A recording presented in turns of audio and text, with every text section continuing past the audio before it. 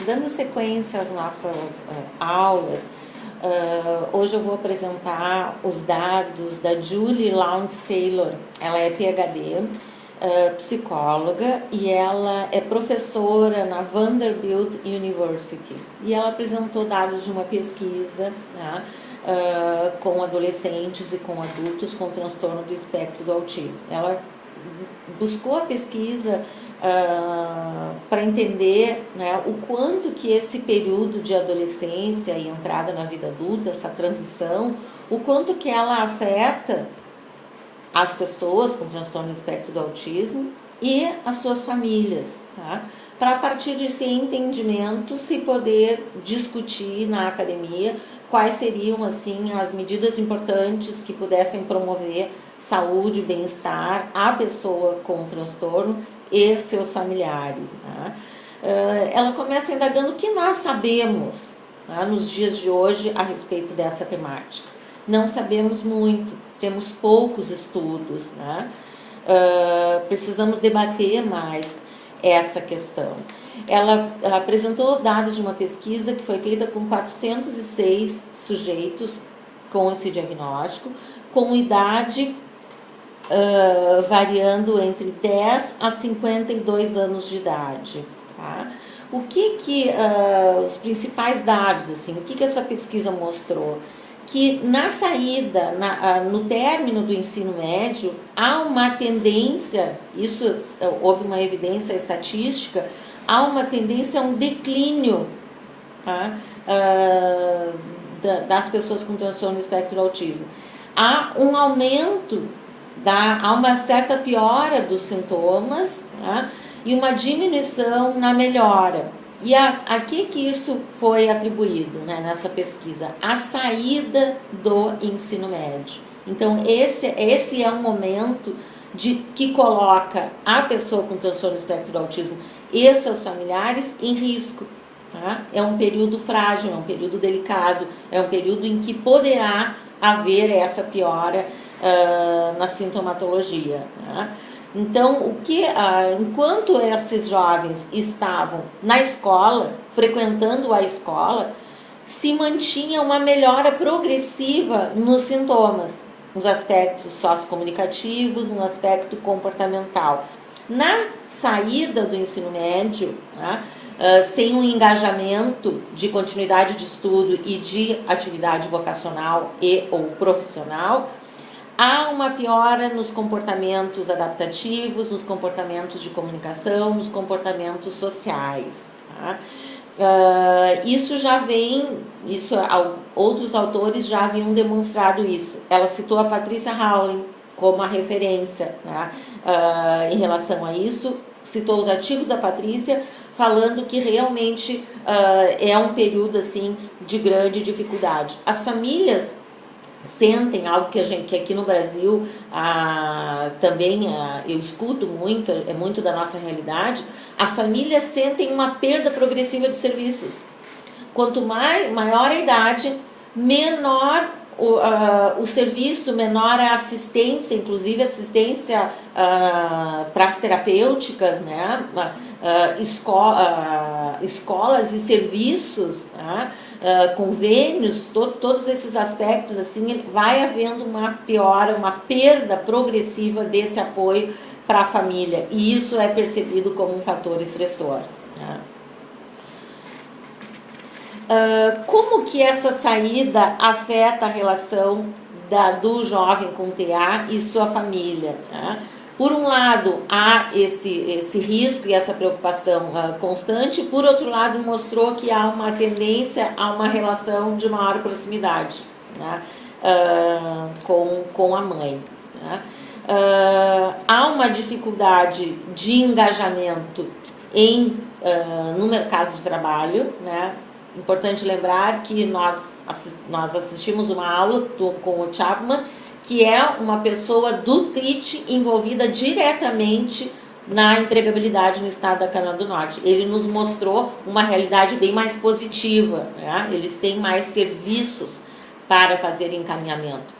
Aqui, que é um outro estado nos Estados Unidos, não há tanta essa assistência, e a pesquisa mostrou essa dificuldade no jovem com TA conseguir um imediato engajamento no mercado de trabalho. Tá?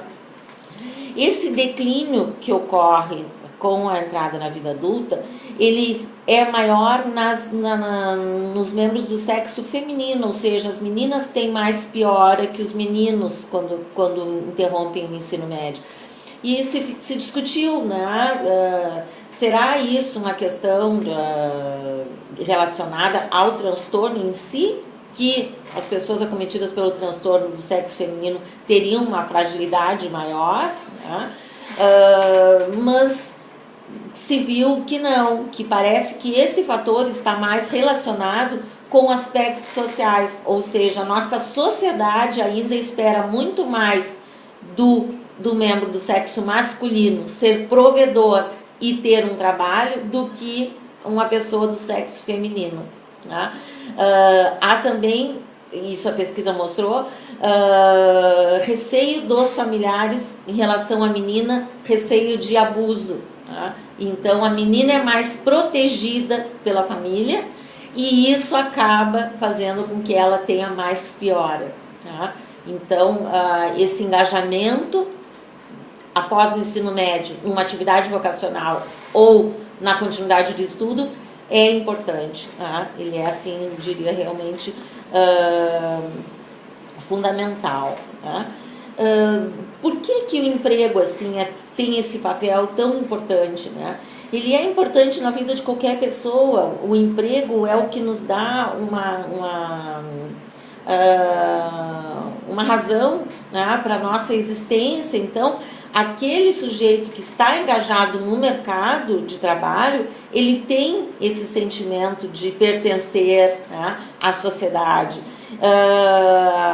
Ele vai, de alguma forma, produzir e poder contribuir com a comunidade. Né? E a questão financeira também auxilia, né, positivamente. Né?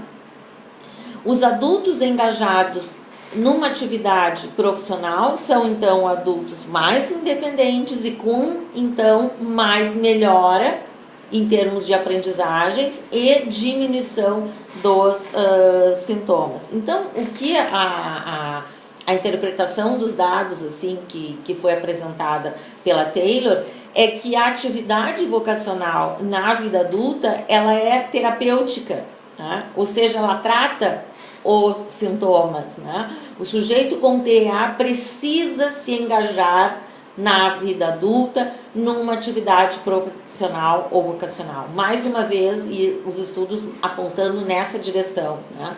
Então, muitas vezes a gente tem uma postura de proteção, o de achar que o sujeito não é capaz, né?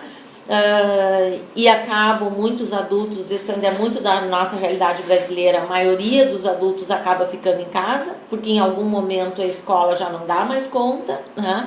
O nosso mercado não absorve, nós não temos um serviço que apoie, né? Que faça esse encaminhamento, né? Apesar de que isso vem mudando, verdade seja dita, que isso vem mudando, né? Existem algumas iniciativas, né, no nosso país de mudar esse panorama, mas ainda a maioria das pessoas com transtorno espectro do autismo na vida adulta no nosso país ainda ficam em casa. E isso gera piora do quadro. Né? Então, essa informação que é muito importante que a gente seja multiplicador no nosso país, porque nós precisamos, assim como a gente vem discutindo nos últimos anos a questão da inclusão da criança com transtorno espectro do autismo no ensino regular, nós temos que começar a discutir em nosso país a inclusão dos nossos adultos no mercado de trabalho. Né? Seja o trabalho que for.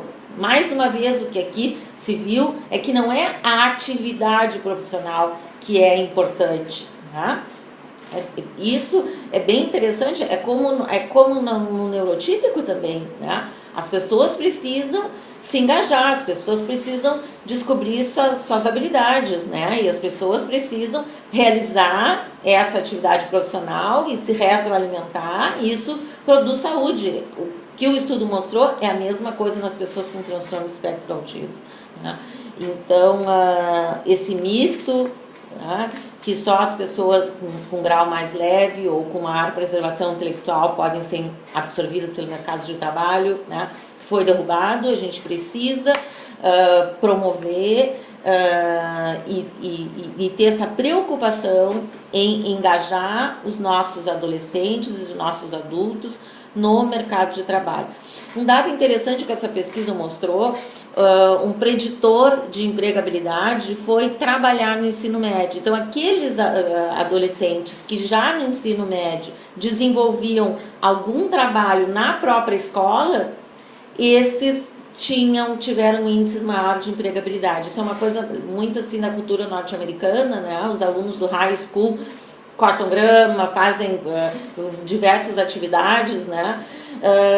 E esse foi um dos fatores. Então, assim, aquele jovenzinho que enquanto está no ensino médio já se engaja numa atividade profissional, tem mais chances de ser absorvido pelo mercado de trabalho. E faz todo sentido, né? Ou seja, ele vai estar mais bem preparado, né? E já tem uma certa experiência, né? Então, os jovens que desenvolviam algum trabalho no ensino médio tinham 2,5 vezes mais chances de serem absorvidos pelo mercado de trabalho, né? Aí, a partir disso, assim, ela sugeriu, assim, algumas intervenções que são importantes, né? Então, o que a gente já tem que começar a trabalhar nas intervenções na adolescência? Comportamentos de trabalho, né? Comportamentos sociais que são necessários num ambiente de trabalho, num ambiente profissional. A gente precisa fazer uma intervenção diferenciada, focada para o desenvolvimento dessas habilidades. Questões de aparência pessoal, questões de normas de comportamento social no ambiente de trabalho, né? Tom de voz e uma série de outras habilidades que são específicas deste meio, né? Porque é todo um grupo de comportamentos sociais que nós emitimos no ambiente de trabalho, que são diferentes do ambiente escolar ou do ambiente domiciliar, tá? E eles precisam, como qualquer outra habilidade que as pessoas com transtorno do espectro do autismo precisam ser acompanhadas e auxiliadas, também precisa haver uma atenção da equipe técnica em relação ao desenvolvimento dessas habilidades de trabalho, tá? Outro item que é importante que comece a fazer parte da nossa agenda terapêutica, tá? São as habilidades para entrevista. Então, esse jovem, para conseguir ser absorvido no mercado de trabalho, ele certamente vai passar por muitas situações de entrevista. São situações bem complexas para qualquer pessoa, né? Mais ainda para quem tem transtorno do espectro do autismo, pelas dificuldades sociais e de comunicação. Então, precisa haver um treino, uma intervenção treinando, né, a pessoa com TEA em relação a essas habilidades. Habilidades sociais, tá, que são fundamentais, tá? Acompanhamento em possíveis comorbidades psiquiátricas que venham a se desenvolver na entrada da vida adulta. E ela coloca assim que esse momento de maior risco, né, de maior estresse, coloca o sujeito num risco maior para o desenvolvimento de doenças psiquiátricas, né? Ela citou o transtorno de humor. O transtorno de humor se relaciona com situação traumática, né? A saída do ensino médio e ficar em casa pode ser considerado um trauma, e isso aumenta as chances do desenvolvimento de, por exemplo, um transtorno do humor, né? Então, é importante atenção a esse aspecto. Ela coloca também a importância do controle da medicação para sintomas nesse período e intervenções psicoeducacionais nas famílias, tá? Para lidar com a demanda que surge com a entrada da vida adulta, planejamentos de intervenções nas escolas para ajudar nesse processo de transição e orientação jurídica para as famílias em relação à entrada da vida adulta. Então, são vários aspectos, né? Esse estudo chama a atenção, tá, para o quanto que é um período de risco, o quanto que é um período que fragiliza a pessoa com esse diagnóstico e a sua família. E precisa haver uma atenção maior da equipe, né, em relação a todos esses aspectos aqui comentados. Né.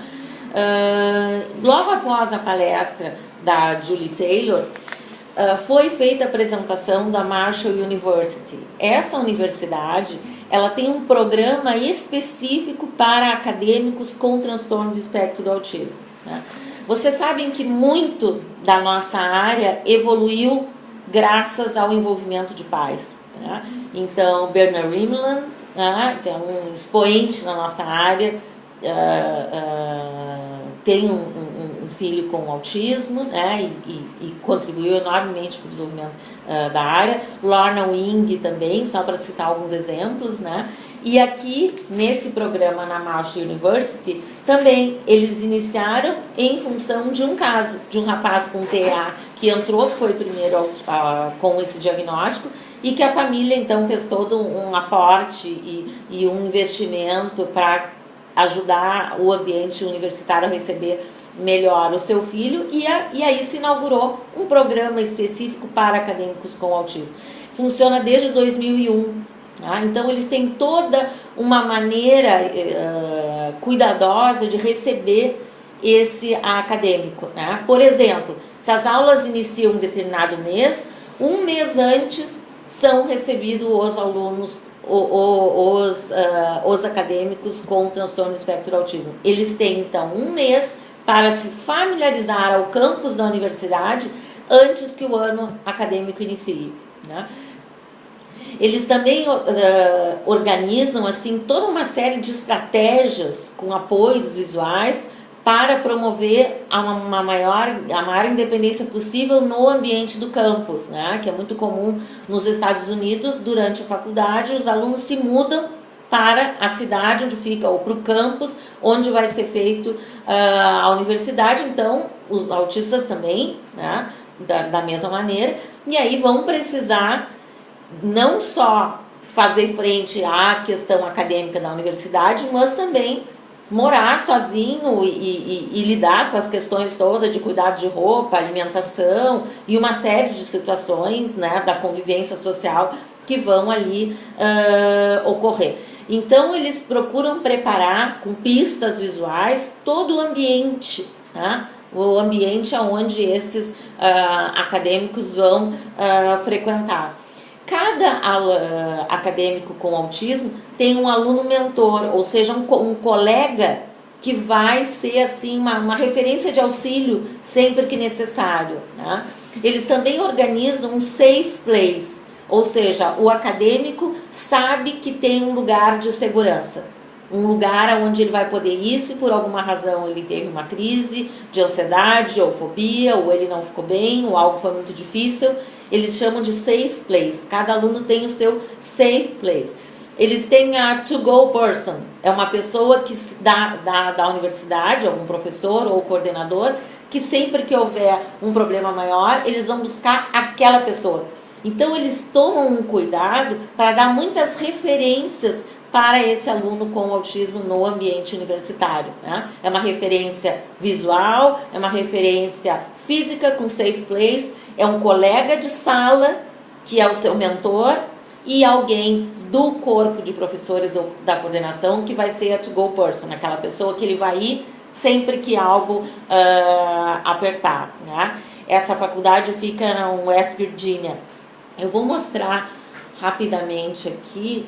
Eles têm um vídeo no YouTube, mas ele está em inglês, então eu não vou colocar aqui, tá? Mas eu vou passar o acesso, quem tiver interesse, porque mesmo quem não domina a língua, tá? Tem muitas imagens assim, e pessoas com autismo falando da sua experiência lá. Vamos ver aqui. Marshall University. Então mostra, né, o campus universitário, vários jovens com autismo falam da sua experiência, né, dificuldades no início, mas que foram, enfim, dificuldades que foram sendo administradas, né? Eles já têm, desde 2001, 57 adultos com transtorno do espectro do autismo que se graduaram nessa universidade. Esse aqui é o grupo de pesquisa.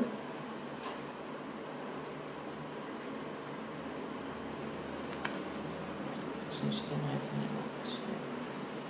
Marshall University. Então, assim, esse foi o nível desse encontro do TIT nesse ano, 2015, né? Questões do mercado de trabalho, questões assim acadêmicas, vejam o nível que se está lá, que uma universidade tem um programa específico para receber essa gurizada que tem interesse na vida acadêmica, né? Fantástico, assim, né? Muito legal a gente saber que isso é possível, né? E a gente tentar se encaminhar na direção de trazer essas possibilidades para as pessoas com transtorno do espectro do autismo em nosso país, né? Para encerrar o nosso encontro de hoje, eu vou mostrar mais um trabalho de uma pessoa com autismo, esse rapaz, né? Esse rapaz está na faixa dos 20 anos. Ele é desenhista, né, e escritor, então faz esse trabalho belíssimo, né? Olha que lindo. Ele desenha e escreve poesias, né? Tem vários livros publicados. Ele estava no evento com um stand apresentando o seu trabalho. Então ele tem esse trabalho gráfico e ele também faz algum trabalho em madeira, né? Então é um outro exemplo, né? Um rapaz com uma deficiência intelectual associada, né? Então ele, por exemplo, ele não fez a universidade, mas ele foi engajado, né? Realizou escola até onde foi possível, com todas as adaptações, né? E quando não foi mais possível prosseguir na vida escolar, foi encaminhado para a atividade vocacional. Atividade vocacional, só lembrando, sempre a gente deve investir nas habilidades. Muitas vezes uma área de interesse ou até uma área que possa ter um caráter na infância, por exemplo, de uma atividade perseverativa. Daqui a pouco a criança tem super interesse em relógio, só vê relógio, e quando vê relógio fica fixada, né? Ou por ângulos. Eu tenho uma criança assim, pequenininho, ele para e olha tudo, e tudo que ele pega, ele gira. Todas esses comportamentos que às vezes tomam essa forma de uma estereotipia, né? E que, claro, que a gente precisa agir de alguma forma sobre eles para torná-los assim mais funcional. Eles, algumas vezes, a gente poderá desenvolver alguma atividade vocacional nessa área de interesse, né? Esses dias eu ouvia de uma colega assim, qual seria o melhor manejo, né? Se a gente tem que sempre inibir um interesse, um único interesse, né? Na verdade, a gente procura tornar funcional.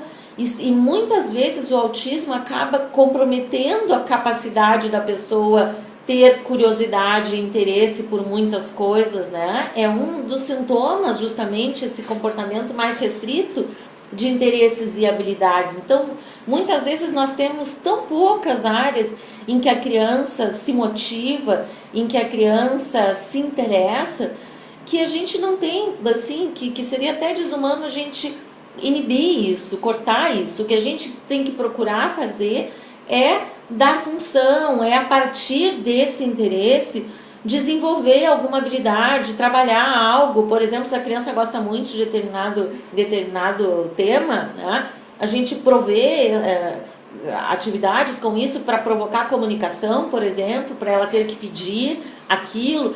E isso, mais adiante, isso poderá ser uma porta, né, de inclusão social. E voltando a lembrar, não é só esse aspecto de inclusão social. Trabalho na vida adulta para quem tem autismo é uma questão de saúde, né? Acho que é isso, assim, ó, basicamente é uma questão de saúde. Aquele que se engaja, que tem uma atividade, que tem uma razão para sair de casa e se arrumar e se preparar e ter uma rotina, isso minimiza sintomas do autismo, né? Acho que essa informação assim é aquela que a gente não pode esquecer, tá bem?